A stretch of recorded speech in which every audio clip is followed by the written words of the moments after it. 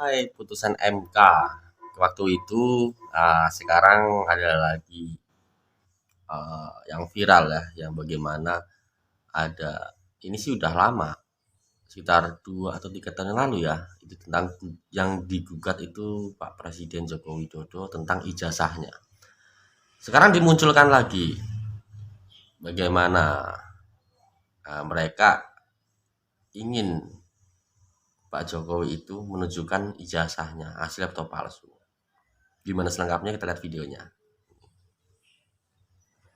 Orang kita hanya minta simpel, tampakkan saja ijazah aslinya. Kalau ijazah aslinya ditampakkan, maka akan ada ahli-ahli nanti yang menilai apakah ini asli atau tidak, kan begitu. Dan satu lagi Bapak Ibu sekalian, perlu Anda ketahui, ketika kita dalam persidangan itu, kita akan meminta nasihat kepada hakim. Wajar dong kita meminta ya, bagaimana caranya untuk menghadirkan seorang Joko Widodo atau wakilnya yang bukan jaksa negara. Dan hakim saat itu memberikan idenya, usulnya. Harusnya jika hakim sudah memberikan ide, tidak boleh ada eksepsi. Mengapa kami minta kepada hakim? Artinya itu sudah yang paling benar kalau memang mau menyelesaikan masalah. Jadi rupanya ini hanya jalan untuk berbelok-belok tadi.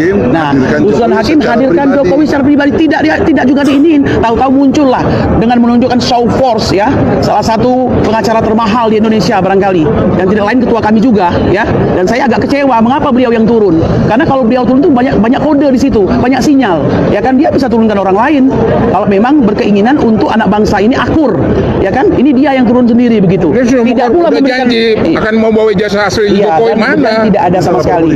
Ya. Mana? Bohong ya. Nanti Bang Egy akan lakukan apa selanjutnya silahkan. Ya kan? Mengatakan di persidangan akan membawa ijazah asli Jokowi. Ya. Janji seperti itu. Ada katanya, kami akan buktikan. Tahu-tahu yang keluar adalah kompetensi absolut, tidak berwenang. Enak banget ya. Ini persis mirip-mirip seperti persidangan 265 dan 266 ketika kami menggugat Jokowi dan menggugat DPR ya. Hanya inilah cara mereka untuk menghindar. Nggak mungkin memperlihatkan ijazah asli. Itu saja.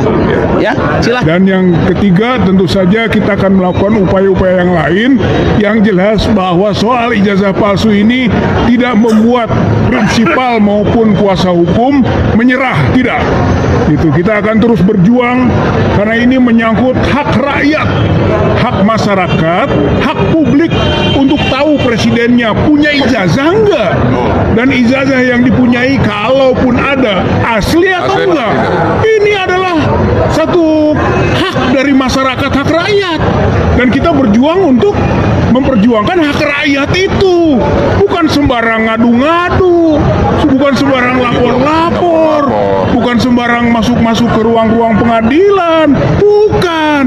Ini adalah untuk memperjuangkan hak rakyat supaya tahu yang presidennya itu punya ijazah enggak, dan ijazah kalau dipunyai asli atau enggak. Masa yang begitu aja nggak ngerti gitu, masa yang begitu aja nggak paham, masa yang begitu saja harus dia bersembunyi ke sana ke sini sampai dikeluarkan bahwa Pengadilan Jakarta Pusat tidak berwenang.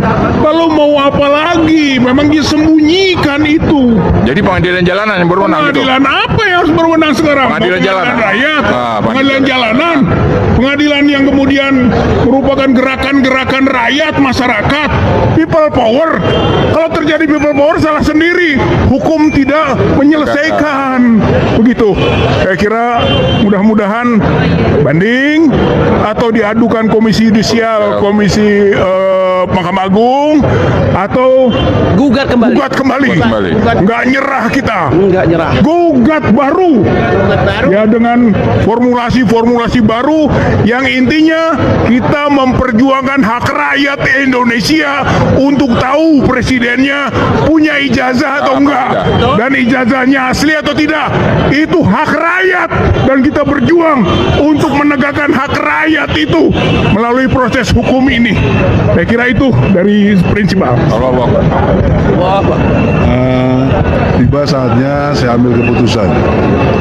Mendengar apa yang disampaikan Ibu Kurnia dan juga prinsipal Fadilah, Rizal Fadilah, maka keputusan saya sebagai Ketua Umum umum dari tim pembela ulama dan aktivis.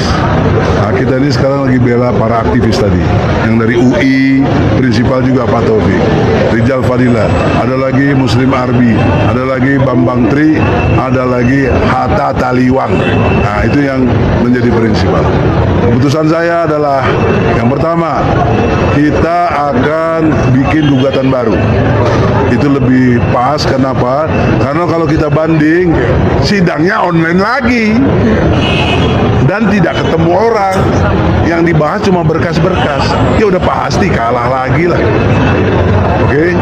Nah, kalau gugatan baru, hakimnya juga insya Allah baru lagi, kemudian materinya kita rubah lagi apa yang memungkinkan yang mesti bisa masuk, ya. Dan itu akan terjadi nuansa baru. Karena 2 kali kita sudah coba. Tahun 2022 kita dicatatkan sama, tapi lebih sadis waktu yang pertama itu. Sidang sudah dijanjikan jam 1. Jam 12.45 udah diputus. Kita tidak berwenang katanya pengadilan. Ini kan sadis, kita nggak ada di sidang, diputus. Terus kita nyatakan banding, nggak diproses. Nah, maka kalau gitu sekarang ngapain kita banding lagi, nggak diproses lagi. Nah, jadi sekarang yang ketiga ini, yang kedua kita dinyatakan juga sekarang tidak berwenang. Nah, yang ketiga kita akan lakukan lagi gugatan baru. Tentu harapannya hakimnya yang baru, yang masih betul-betul imannya kuat, yang nggak terpengaruh. Yang sekarang yang hadiri udah pada mati, mudah-mudahan mati semuanya itu. Ya, boleh doain jahat boleh. Dalil saya surat Yunus ayat 88. Nabi Musa mendoakan Firaun binasa. Nah, saya doakan para hakimnya tadi itu yang ngatur semuanya, pengacaranya dibinasakan oleh Allah. Amin semuanya. Amin semuanya. Amin.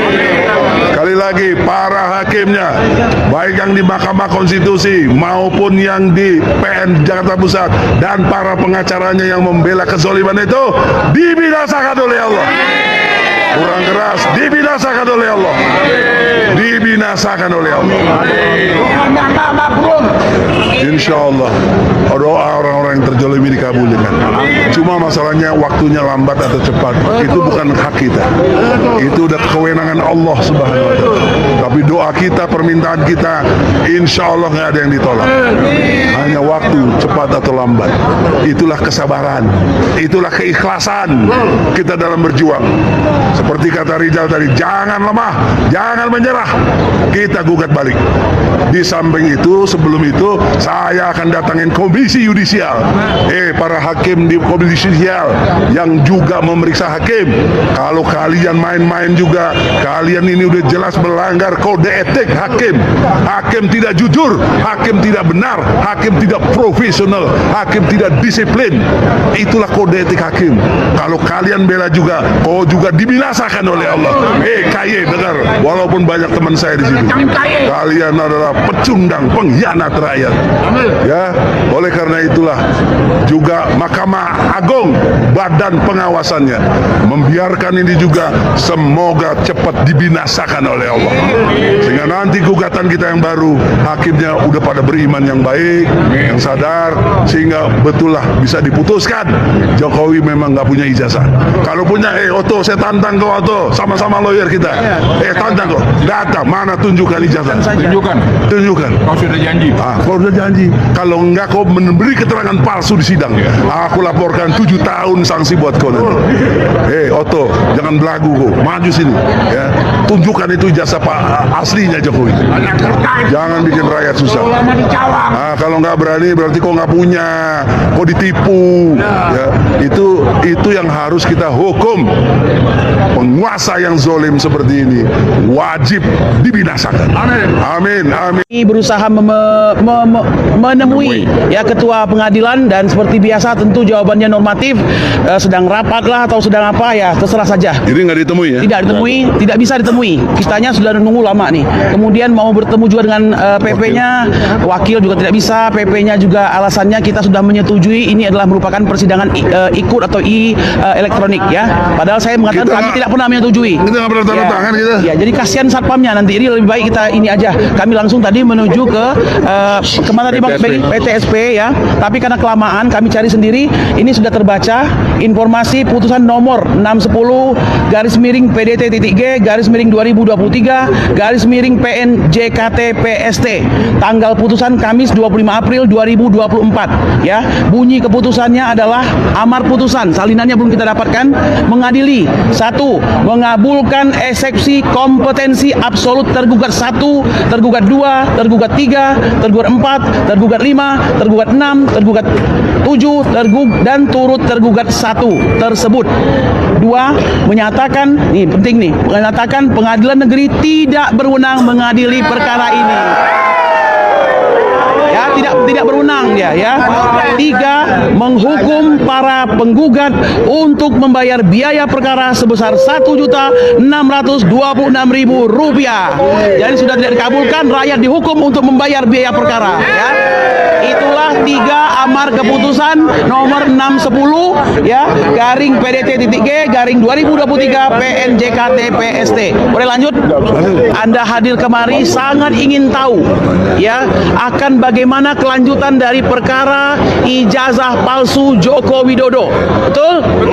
Nah, dan ternyata untuk putusan selah pihak pengadilan sudah memutuskan secara online. Kami bukan tidak tahu. Kami hadir ke sini karena kami ingin untuk menemui Ketua Pengadilan Negeri agar beliau mengetahui bahwa kami tidak setuju dengan keputusan yang sifatnya online tersebut. Tolong pegang ya. Lalu bagaimana? Kami ingin sebenarnya kembali menyatakan pendapat kami agar mereka mereschedule untuk bisa dilakukan sidang offline. Jadi kalau mereka memberikan keputusan selah, nyatakan keputusan tersebut dalam sebuah sidang yang didengarkan oleh termohon dan pemohon sesuai pasal 185 diucapkan di dalam persidangan ya, 185 HR. Tapi kami sangat mengerti. Kami sangat mengerti, inilah upaya yang bisa dilakukan oleh pengadilan ya untuk tidak bertemu langsung dengan kami para pemohon yang sangat ganas-ganas ini, mungkin menurut mereka begitu ya. Padahal sebenarnya kita sedang mencari kebenaran. Perlu Anda ketahui ya, gugat ijazah palsu jilid 2 di Surakarta itu belum pernah menunjukkan ijazah asli Joko Widodo. Akan tetapi 2 orang sudah dihukum 4 tahun ya. Bayangkan, Gus Nur dan Bambang Tri. Gus Nur dan Bambang Tri. Orangnya dihukum, tapi Jokowi tidak ada kewajiban untuk menunjukkan ijazahnya mana yang asli tersebut. Ya, 14 kali persidangan, betapa gigihnya kita menginginkan agar dihadirkan wakil dari Jokowi, bukan jaksa negara. Mengapa? Karena ini soal pemalsuan. Mau dia presiden tidak soal, tapi dia adalah subjek hukum yang melakukan pemalsuan tersebut. Harusnya tidak menggunakan jaksa negara atau yang mewakilinya. Ya, Presiden Habibie sudah menunjukkan sebuah teladan yang baik. Ketika urusan itu menyangkut diri dia pribadi, dia tidak menggunakan jaksa negara. Hanya kali inilah ya Joko Widodo dengan sombongnya menggunakan jaksa negara. Kami tidak terima. 14 kali persidangan kita selalu menolak. Akhirnya hari itu tiba di mana ya Otto Hasibuan datang dengan pasukannya tentu saja ya untuk hadir di persidangan, dan cukup sekali saja Anda bisa melihat bagaimana riak wajah hakim pada saat itu sangat berbahagia, dan semua keinginan Otto Hasibuan diikuti, termasuk sidang-sidang yang akan datang berlanjut dengan online. Padahal kami tidak setuju.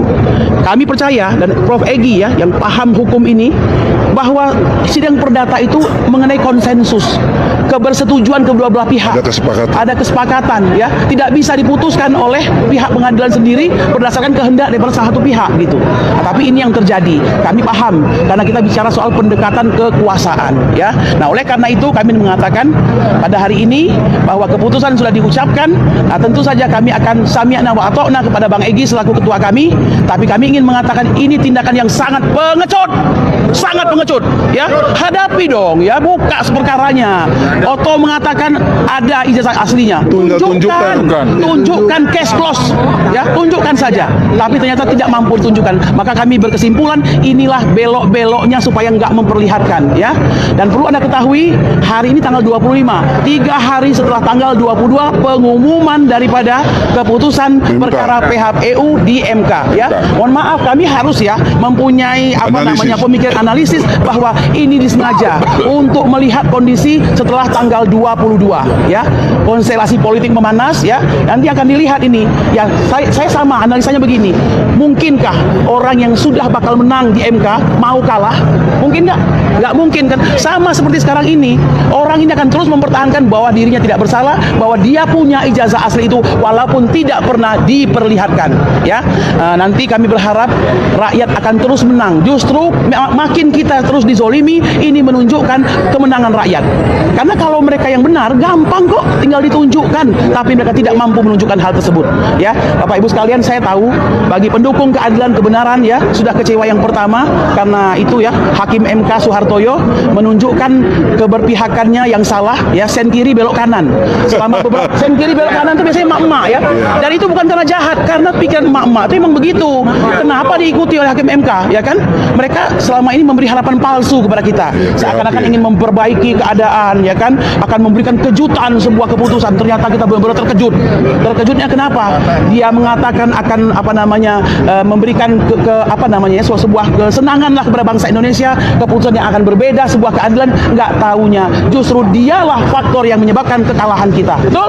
Nah, oleh karena itu saya sudah bilang jangan pernah berharap kepada manusia, pasti akan kecewa. Even dia adalah seorang hakim, ya. Nah, oleh karena itu kecuali tentu saja kodi atau hakim-hakim yang amanah, yang beriman. Nah, hari ini kita sudah melihat bahwa benar yang dikatakan oleh salah satu hakim MK juga, yaitu Harif Hidayat, semua sudah terkooptasi, ya, eksekutif, yudikatif, legislatif, ditambah lagi partai politik, dan satu lagi pers, kecuali kalian yang tidak, ya. Saya kira itu yang bisa saya sampaikan. Termasuk si Harif Hidayat terkooptasi. Ya, ya begitulah, ya. Nah, sidang hari ini yang mereka sebetulnya jadwalkan secara online dengan cara memaksa, ya, walaupun tanpa ada konfirmasi dari kami sebagai penggugat, ya, ternyata mereka mengadakannya dengan secara online, kemudian memutuskan tadi diungkapkan oleh rekan Kurnia bahwa intinya adalah gugatan kami ditolak, kira-kira seperti itu. Sebetulnya dari awal kami sudah menyatakan dan berkeberatan sama sekali, berkeberatan sekali begitu, bahwa sidang-sidang ini akan dilakukan dengan secara online.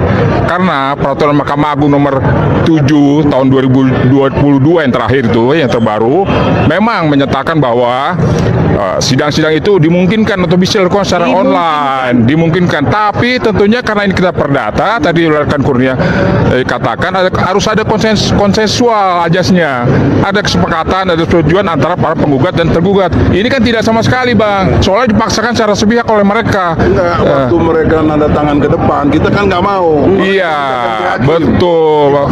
Dipaksakan seperti itu. Jadi hakim diganti, hakim baru juga begitu. Tampak sekali ketakutan mereka menghadapi kami. Loh, kami kan para penggugat itu pencari keadilan begitu, ya. Cari keadilan, dan ternyata kan terbukti bahwa mereka berusaha menghindar dan tanpa substansi seperti apa, secara material buktinya seperti apa, tahu-tahu kita ditolak saja seperti itu. Jadi ini mengkonfirmasi bahwa ternyata sidang gugatan ijazah palsu kita yang ketiga kalinya, ya, di Jakarta, di Solo, di Jakarta kembali, ya, 3 bulan sudah, ya, hampir 3 bulan, hampir 4 bulan lebih, ya. Ini mengkonfirmasi bahwa ijazahnya itu Joko Widodo itu tidak mempunyai ijazah asli. Tidak ada. Yang katanya adalah lulusan UGM, Universitas Gajah Mada, Kehutanan. UGM pun tidak pernah melihat yang aslinya. Iya. Ya. Dan silakan saja siapapun, Oto Hasibuan juga demikian, silakan. Kalau memang ada yang asli, dikatakan rekan Kurnia, tunjukkan saja kepada kami. Gampang. Selesai. Tapi ini tidak pernah tunjukkan. Dan 3 kali persidangan gugatan kami, Bang Egy, memang tidak pernah tunjukkan. Ada orang yang bilang, oh, kamu yang menggugat, kamu yang membuktikan. Salah. Kami sudah menyatakan bahwa ijazah kamu palsu. Sekarang buktikan bahwa ijazahnya aslinya ada. Yang ini tidak pernah ada. Oleh karenanya, ya, sekarang akan digantikan lagi oleh anaknya. Anaknya pun pun tidak jelas juga ijazahnya. SMA-nya di mana? Ada yang bilang di Jakarta, di Singapura, di mana? Jangan-jangan nanti di Afrika lagi. Di Australia. Oh ya di Australia betul. Nggak jelas juga. Apa ini penyakit? Itu teman-teman videonya. Jadi gimana tanggapan teman-teman? Silahkan komentar di kolom komentar. Oke. Wassalamualaikum warahmatullahi wabarakatuh.